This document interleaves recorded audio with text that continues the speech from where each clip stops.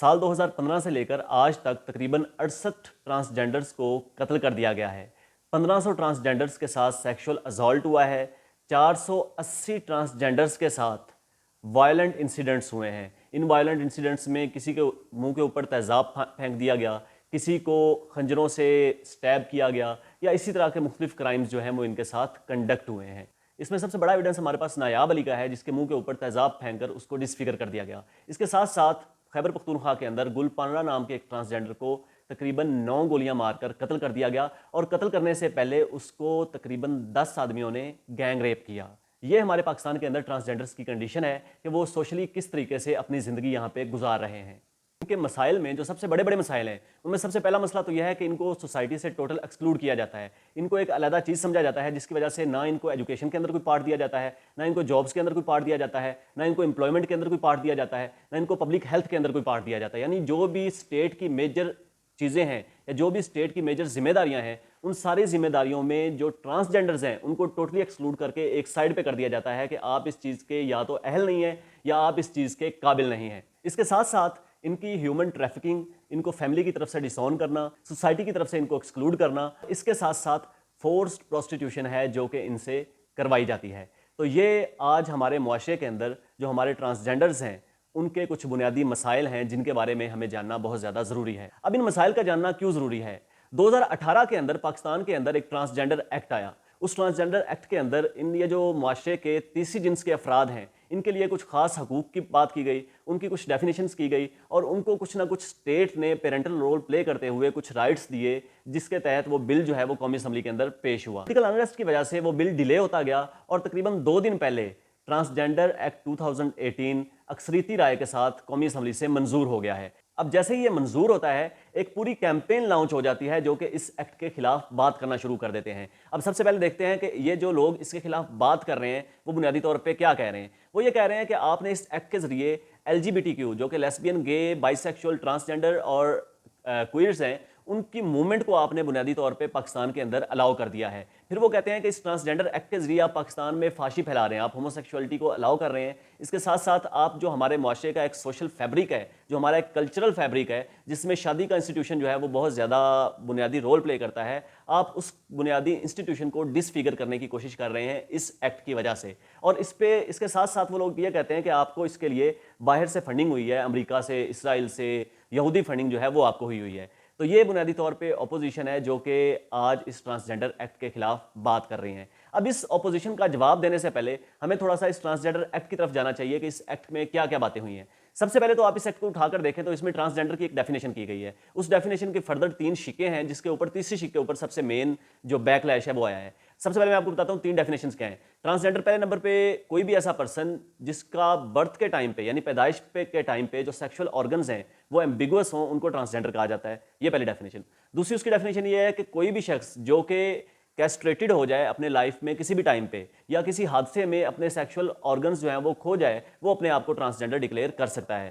اور تیسری تعریف جس کے اوپر سب سے زیادہ مسائل آ رہے ہیں وہ اس ایکٹ کے تحت کوئی بھی ایسا شخص جو ایج آف پیوبرٹی پہ جا کے اپنے آپ کو اپنے جسم کے اندر کمفرٹیبل فیل نہ کرے اور اپنے آپ کو کچھ اور پرسیو کرے, وہ بھی اپنے آپ کو ٹرانسجینڈر ڈکلیئر کر سکتا ہے. اس کا مطلب یہ ہے کہ اگر ایک شخص جو ہے وہ اس کے خد و خال میل والے ہیں, لیکن پیوبرٹی پہ جا کے اس کو محسوس ہوتا ہے کہ میں میل کی باڈی میں کمفرٹیبل فیل نہیں کرتا, یا میری اپنی پرسیپشن یا میری اپنی سائیکولوجی اس طرح کی ہے کہ مجھے فیمیل ہونا چاہیے, تو وہ اپنے آپ کو ٹرانسجینڈر ڈکلیئر کروا کے اس کے مطابق نادرا سے اپنا ID کارڈ حاصل کر سکتا ہے. یہ بنیادی طور پہ 3 ڈیفینیشنز ہیں جو اس ایکٹ کے اندر ٹرانسجینڈر کی گئی ہیں. اس کے ساتھ ساتھ اس ایکٹ کے اندر جو سب سے بہترین چیزیں کی گئی ہیں وہ یہ ہے کہ ان ٹرانسجینڈرز کو جابس کے اندر پراپر رائٹ دیا گیا ہے. اب کوئی بھی سرکاری جاب آتی ہے یا نیم سرکاری جاب آتی ہے تو اس میں ضروری ہوگا, جس طرح ڈسیبلڈ لوگوں کا کوئی کوٹا ہوتا ہے, جس طرح مائنورٹیز کا کوئی کوٹا ہوتا ہے, یا جس طرح کسی بھی بیکورڈ کمیونٹیز کا کوئی کوٹا ہوتا ہے, اسی طرح ٹرانسجینڈرز کا بھی کوٹا ہوگا. اس کوٹے کے تحت اب ٹرانسجینڈرز جو ہیں وہ سرکاری ملازمتوں کے لیے اہل ہو گئے ہیں,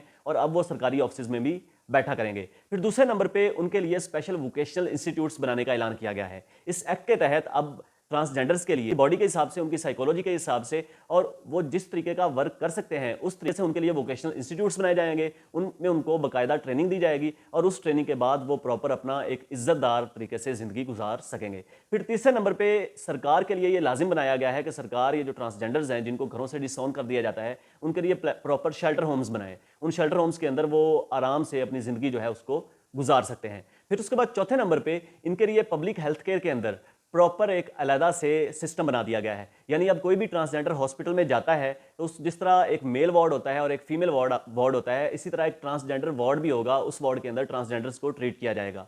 तो ये वो बुनियादी सीधा चीज़ें हैं, और भी बहुत सी चीज़ें हैं। मैं इस एक्ट को पूरा आपके साथ शेयर कर रहा हूँ कमेंट सेक्शन के अंदर, और आपसे दरख्वास्त करूंगा कि किसी भी प्रोपेगेंडा की जद में आने से पहले इसको पूरा एक दफ़ा पढ़ें। इसमें बहुत सी इस तरह की बेहतरीन चीज़ें हैं जिनकी वजह से जो हमारे ट्रांसजेंडर्स भाई हैं उनको प्रॉपर राइट्स भी मिलेंगे और उनको एक इज्जतदार ज़िंदगी गुजारने का मौका भी मिलेगा।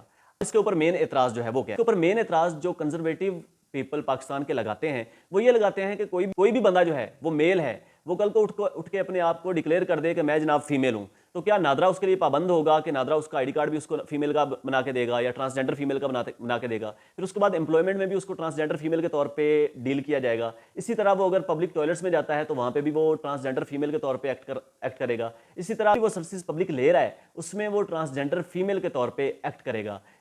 इसकी वजह से होगा ये कि वो फिर आगे जाके होमोसेक्सुअलिटी को भी अलाउ करेगा। जैसे अब वो ट्रांसजेंडर फीमेल बन गया है तो वो अपने साथ किसी भी ट्रांसजेंडर मेल के साथ शादी कर सकता है, जिसकी वजह से होमोसेक्सुअलिटी जो है वो अलाउ हो जाएगी। अब इस आर्गूमेंट से फर्दर वो एक्सटेंशन ये निकालते हैं कि इसकी वजह से हमारा कल्चर खराब होगा। तो जनाब पहले लेवल पे तो हमारा कल्चर था क्या? हमारा कल्चर ये था कि यहाँ पे पाकिस्तान के अंदर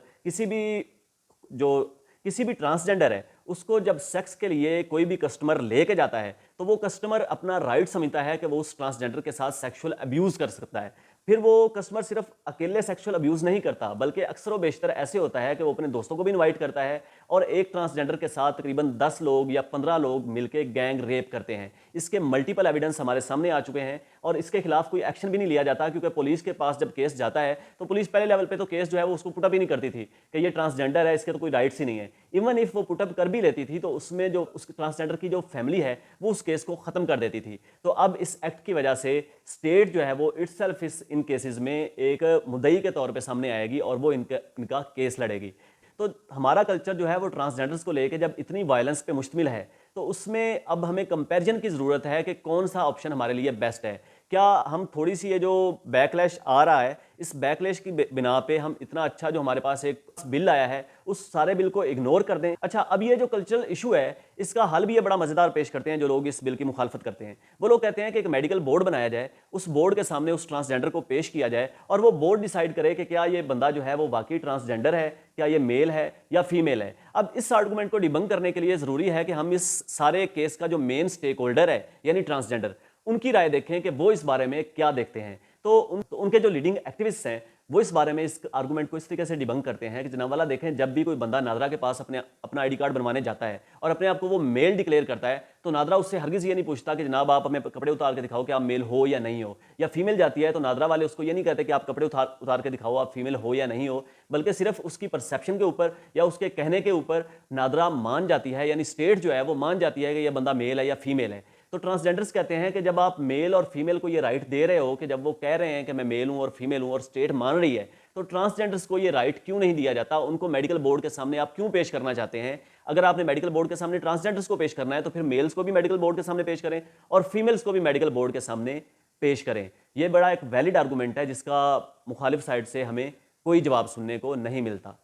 इसके साथ साथ हमें देखने की जरूरत है कि इस बिल का इनके सोर्स ऑफ इनकम के साथ क्या इंपैक्ट पड़ेगा। आप लोगों को पता है कि फाइनेंशियल इंडिपेंडेंस जो है वो किसी भी मुआशरे में उसके लोगों की ज़िंदगी को बेहतर बनाने के लिए बहुत ज़्यादा ज़रूरी होती है। आज तक जो हमारे यहाँ ट्रांसजेंडर्स हैं उन बेसिकली जो ज़रिया मुआश है वो 3 चीज़ों पे डिपेंड करता है। सबसे पहले तो वो कोई डांस पार्टीज़ वगैरह में जाते हैं, वहाँ पे डांस करके अपना पैसा कमाते हैं। दूसरे नंबर पे वो आप लोगों ने देखा होगा इशारों वगैरह पे बहुत ज़्यादा बैगिंग करते हैं, मांगते हैं, जिसकी वजह से उनका सोर्स ऑफ इनकम ड्राइव होता है। और तीसरे नंबर पे सेक्स वर्क है जिसके ज़रिए इनका सोर्स ऑफ इनकम चलता है। अब इस बिल से असर ये पड़ेगा कि ये सारे के सारे इनके सेक्स वर्क इनको नहीं करना पड़ेगा क्योंकि इनको प्रॉपर जॉब्स वगैरह जो हैं वो वाकई मिलना शुरू हो जाएंगे। डांस पार्टीज़ में नहीं जाएंगे क्योंकि प्रॉपर इनकी तरबियत हो रही है, शुरू से इनको वोकेशनल इंस्टीट्यूट्स के अंदर डाला जा रहा है, वहाँ से इनको किसी ना किसी हुनर कोई ना कोई स्किल सिखाई जा रही है, उस स्किल को यूज़ करके ये अपना ज़रिया मुआश کما سکتے ہیں. تو اس بل کے ہمیں امپیکٹس کو دیکھنے کی ضرورت ہے کہ کیا جو پروپیگنڈا کیا جا رہا ہے وہ پروپیگنڈا سچ ہے یا اس بل سے کوئی بہت بڑا سبسٹینشیل بینیفٹ پاکستان کو ہو سکتا ہے.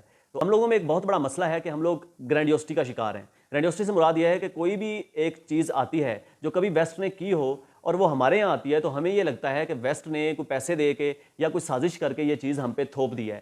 حالانکہ کسی بھی کلچر کے پازیٹیو چیزوں کو اپنے اندر انکارپوریٹ کرنا کسی بھی طریقے سے غلط نہیں ہے. اب اس کا حل صرف یہ ہے کہ جب بھی کوئی اس طرح کی چیز آئے تو ہم لوگ خود اس کو پورے اچھے طریقے سے ڈیٹیل میں اسٹڈی کریں. اسٹڈی کرنے کے بعد جو اسٹیک ہولڈر ہے مین, جس کے بارے میں وہ بل آیا ہے یا جس کے بارے میں وہ قانون آیا ہے, اس کے اوپر اس کے امپیکٹ کو دیکھیں.